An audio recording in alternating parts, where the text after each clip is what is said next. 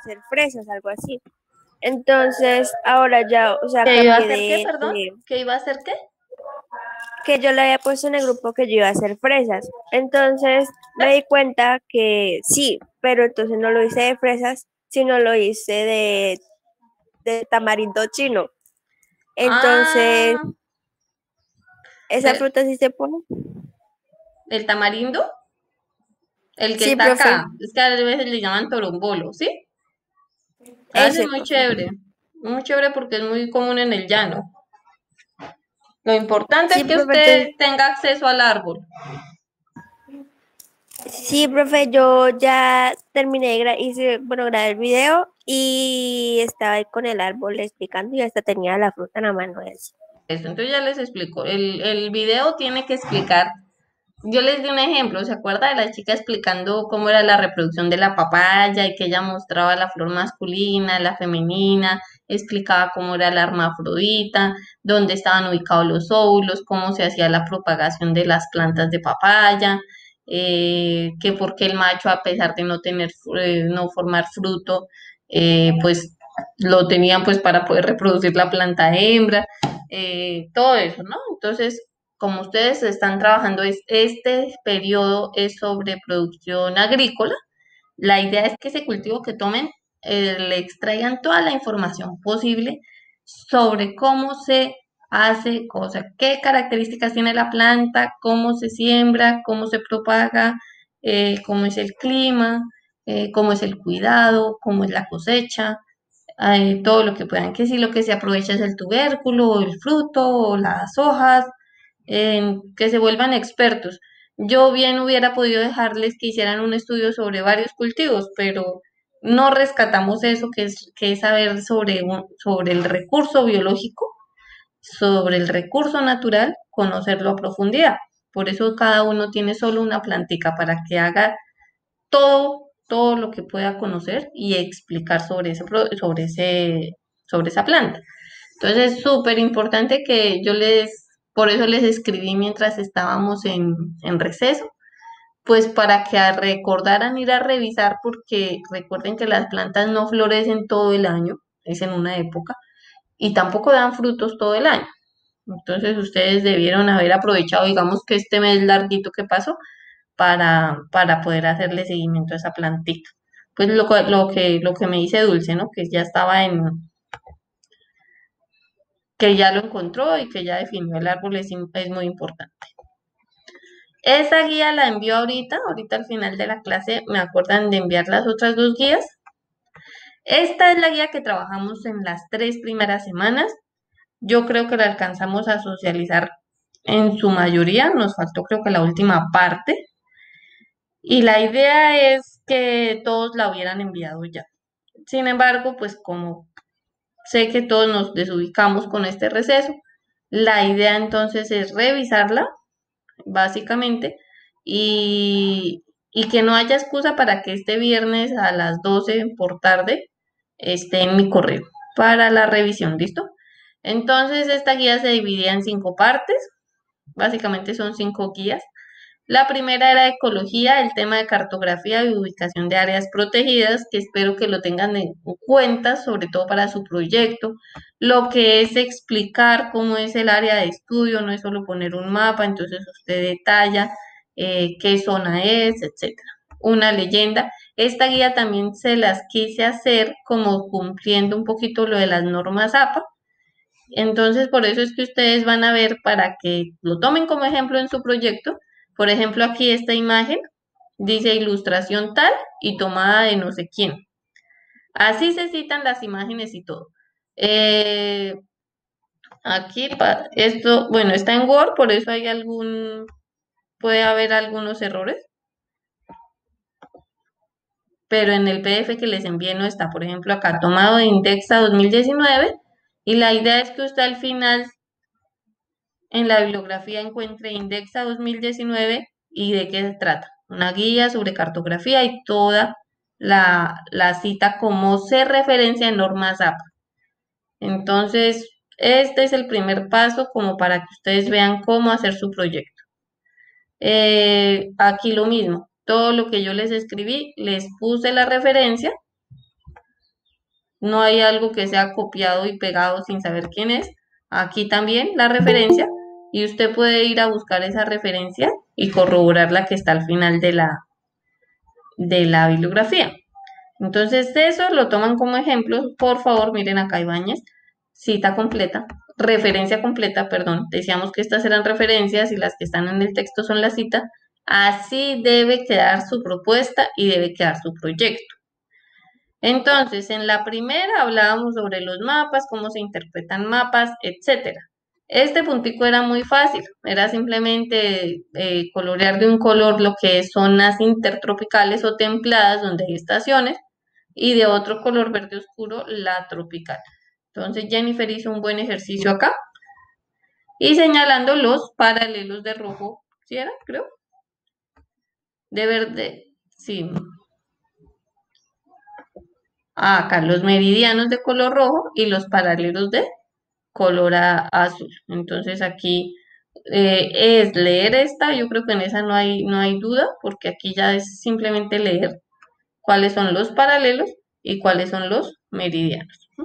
Y que ahí con base, pues, más adelante que ustedes quieran profundizar sobre georreferenciación, pues van a entender un poquito cómo es que se toman esas medidas de 55 grados sur, no sé qué, latitud este, etcétera.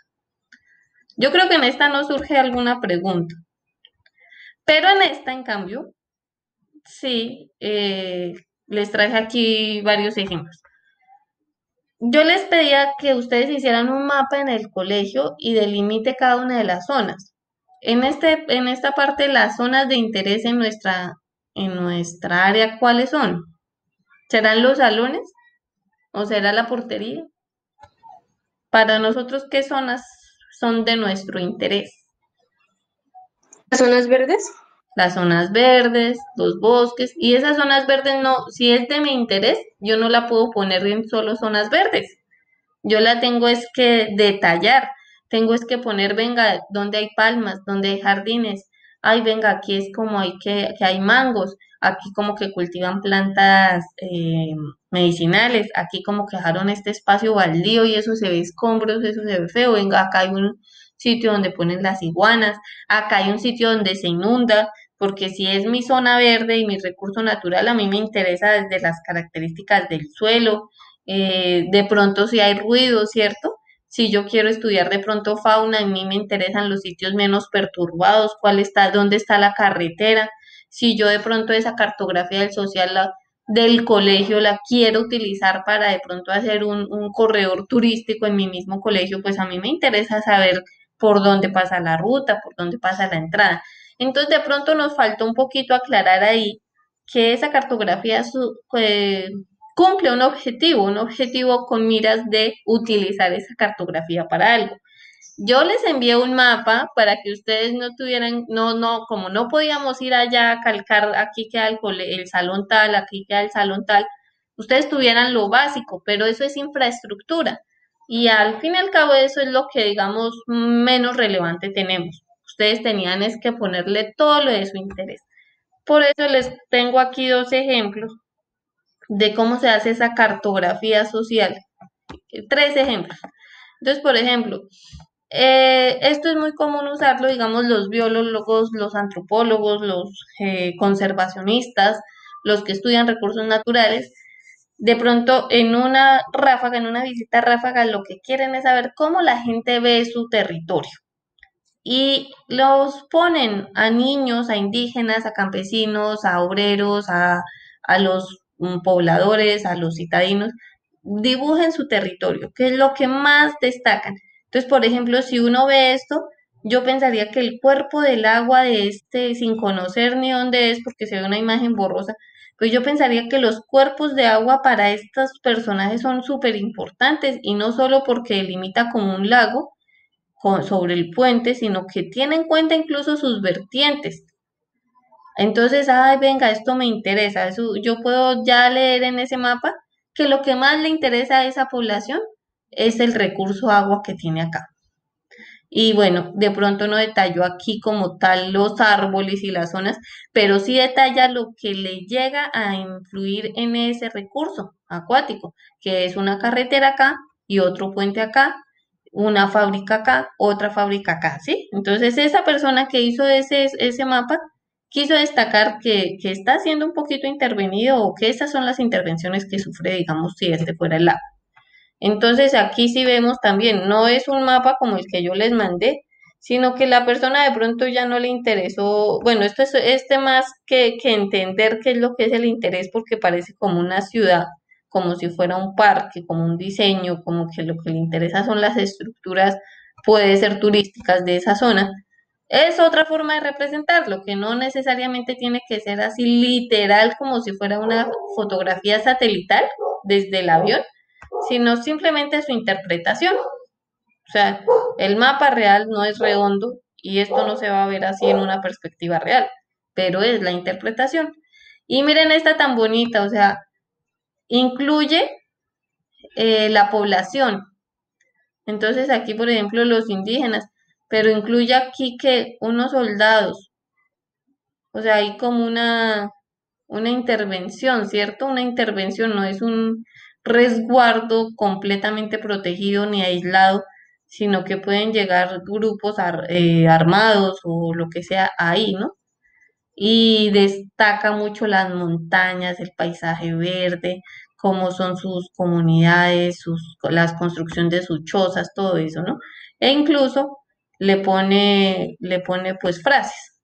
Entonces, tomemos ese ejemplo, esos ejemplos así tomados al azar, para profundizar nuestro ejercicio de cartografía social de nuestro colegio, que realmente tiene como una ventaja, es muy bonito, es como si fuera un bosque, algo conservado dentro de esta ciudad, ¿no? Dentro de este territorio tan lleno de cemento, tan urbanizado.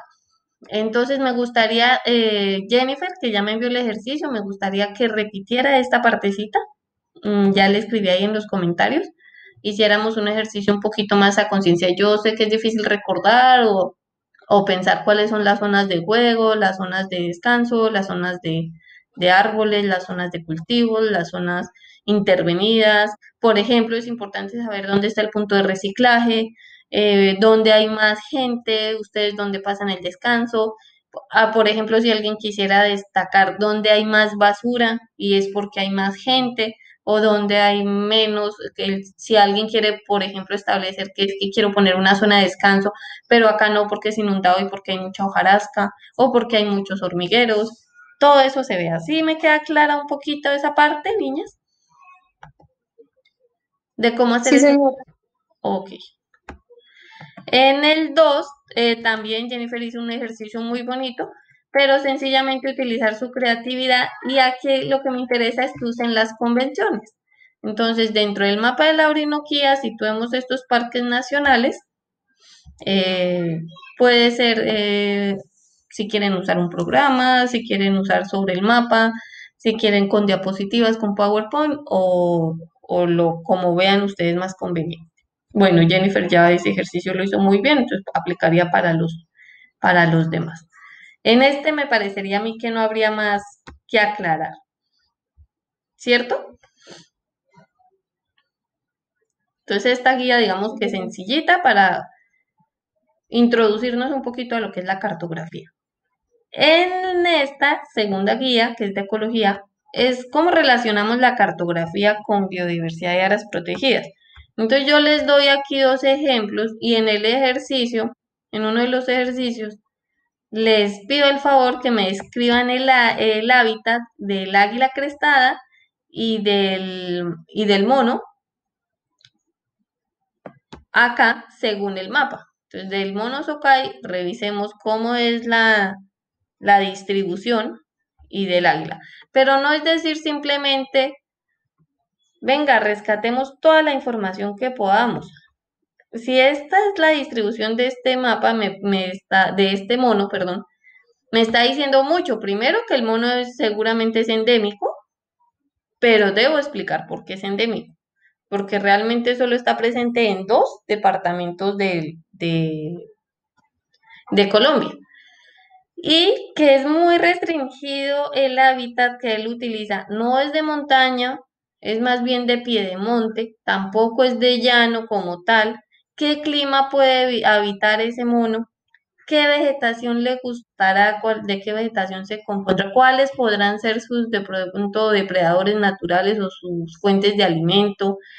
Según qué, según que que a mí me queda muy fácil buscar el mapa de Colombia y mire, aquí ya me está señalando que es al borde de la cordillera oriental que está. También podría yo ir a buscar el mapa de Colombia, cómo son las carreteras que están acá, ¿no? Si hay vías, busco el mapa vial, busco el mapa de urbanismo.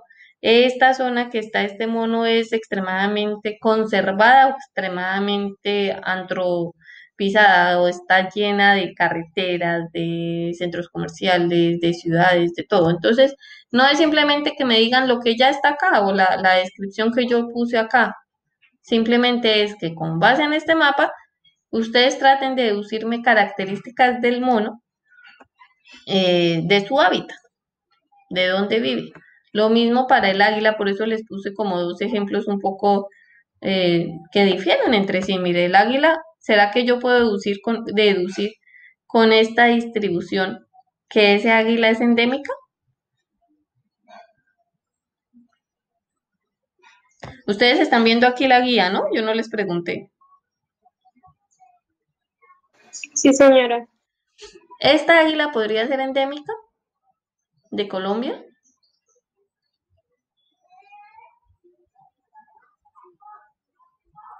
En este sentido, yo las invito mucho a leer y los invito mucho a leer el, el texto. O sea, me queda corto desarrollar los puntos si esta información yo no la he tenido en cuenta, no la he resumido. Yo por eso les digo, hagan el resumen sacando de aquí solo la frase principal. Y eso ayuda mucho a los ejercicios de interpretación lectora. Y aquí, pues ustedes van a ver que es una especie endémica, pues que no aplica tanto porque si usted sigue la secuencia, aquí va a seguir todas las cordilleras y más bien este águila lo que prefiere, a diferencia del mono, no es el piedemonte, sino como que estructuras de bosque que estén en cordillera. Y seguramente no es endémica, yo no veo los demás mapas, pero si está en las cordilleras, pues Colombia no es el único país cordillera. Entonces puedo sacar más información de eso, puedo decir más o menos qué tan susceptible es el ave, si está en ambientes muy cálidos, como el llano, o más bien un poquito fríos, ¿cierto? O puedo investigar como tal características del águila, pero relacionándolas con el mapa. ¿No? O sea, ¿por qué usted deduce que este mono es de clima de pronto más cálido que la del águila? Entonces, los mapas nos dan mucha información de acuerdo a nuestro interés. Entonces, ese ejercicio también invito a ampliarlo. Este ejercicio, hagan un inventario de biodiversidad de su sector. Muy buen trabajo vi del único trabajo que me han enviado hasta el momento de Jennifer. Muy chévere. Quiero destacar aquí, creo que no sé si haya preguntas, ella simplemente tomó el transecto, lo midió de 10 por 2, tomó dos parcelas, porque hay que hacer la comparación. Luego hacemos la comparación con los resultados, pasando esos datos a un programa que me va a estimar la biodiversidad, porque yo quiero comparar los dos transectos. Pero antes de sacar el índice de biodiversidad, yo puedo deducir cuál va a ser más diverso, el que tenga más qué. Yo voy a hacer mi transecto y voy a ir a estudiar allá qué plantas hay, qué tantas plantas hay, qué tanto número de individuos por planta. ¿Cómo voy a saber, según lo que ustedes leyeron de la guía, cuál es el transecto que más diversidad presenta?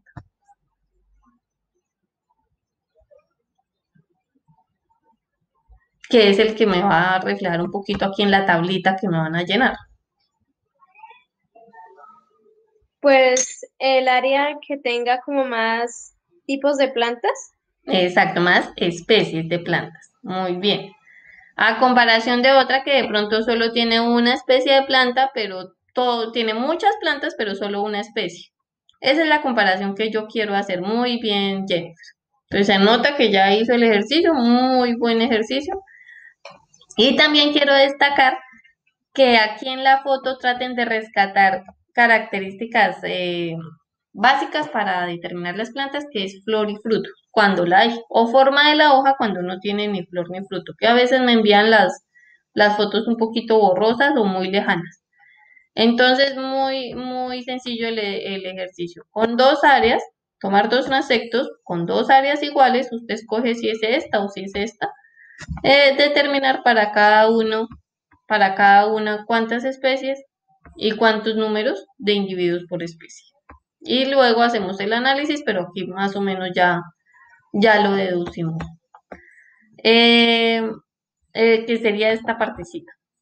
Sería el ejercicio para hacer la otra semana, ya cuando todos tengan sus resultados.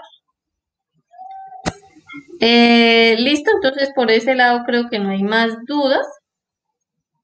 Distinguir mucho en lo que son especies endémicas, exóticas, nativas. Por ejemplo, aquí, ya que está la foto acá, destacamos. ¿Qué nos decían de este caracol? Acatina fúlica. ¿Qué decía en la guía? Era una especie que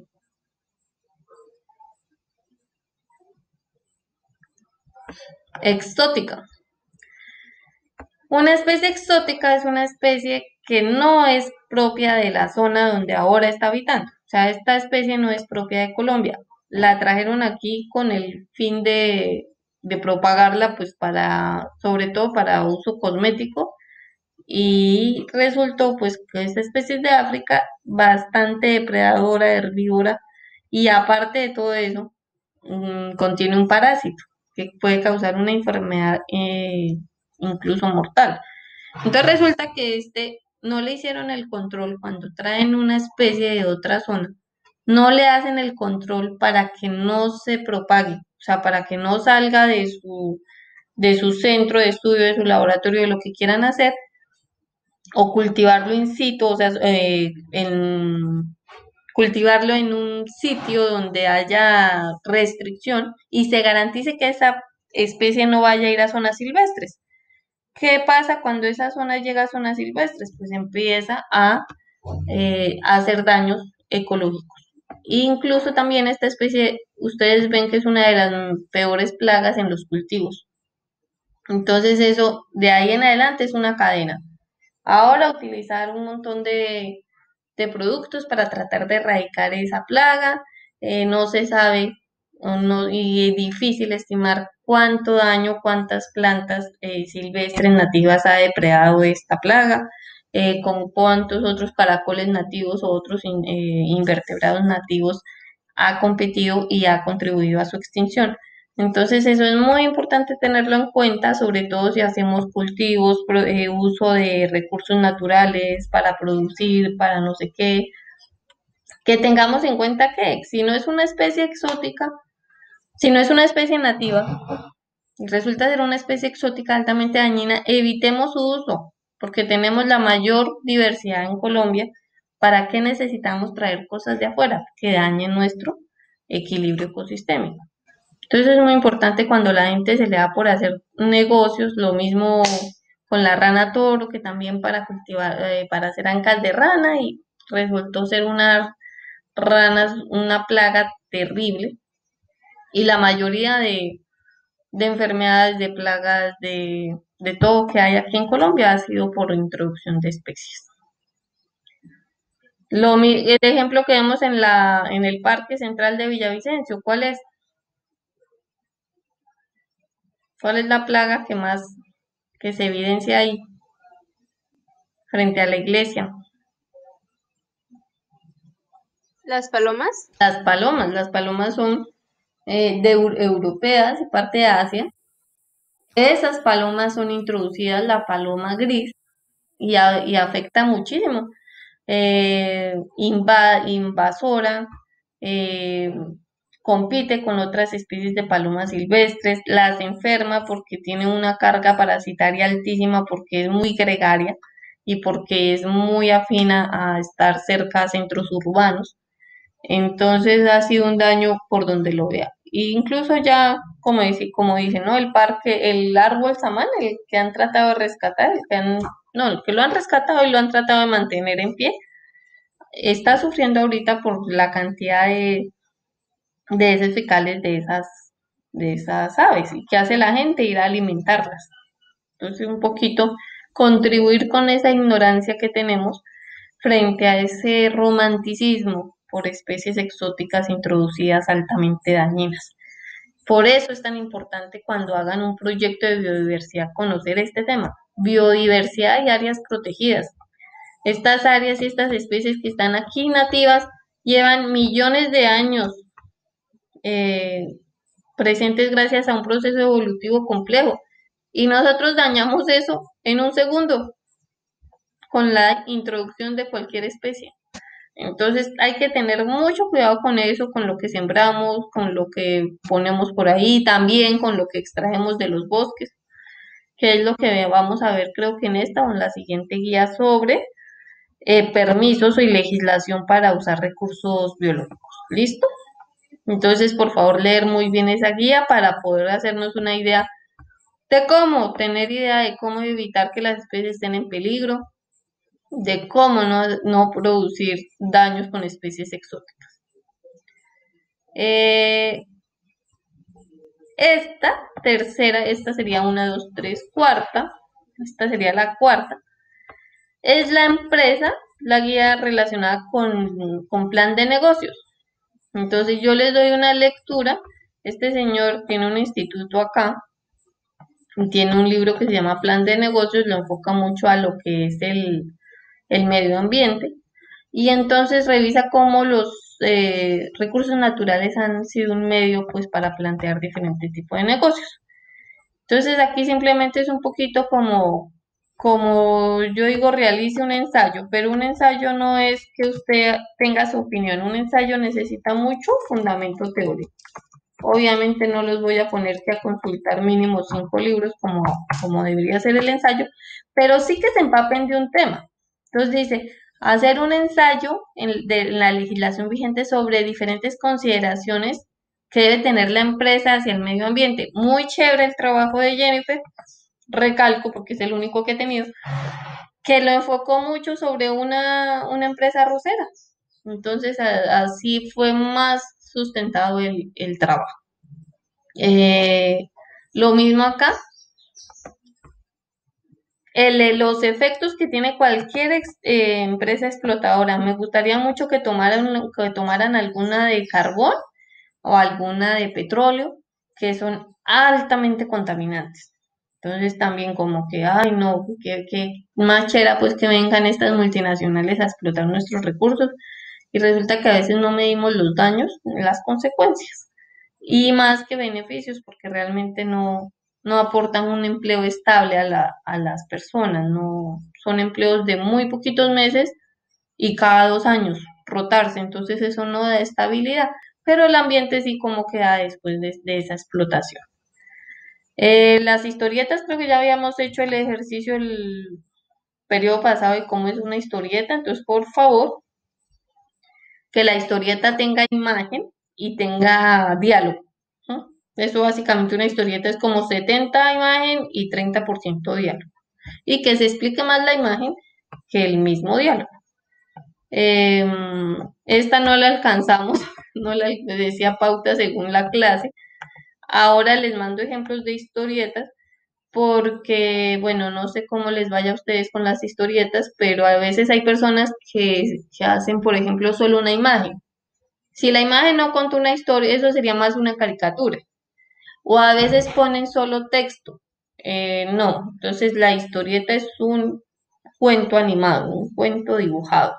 Y con varios, con inicio, no sé qué, o sea, con varias etapas. Bueno, sobre esta, ¿no? Sobre la lectura. Entonces, esta historieta me gustaría mucho que la hicieran como aparte y que sirviera de pronto como para compartir sobre todo a niños, que ellos entendieran. Si ustedes le ponen una frase, esto para abarcar un poquito sobre lo que es Procedas y PRAES, que tiene que ver con su plan de estudios, Si los niños ven esto, de pronto no les llama la atención, pero si ven esto en forma de historieta, seguramente sí la leen. Entonces quisiera que hicieran un trabajito muy ameno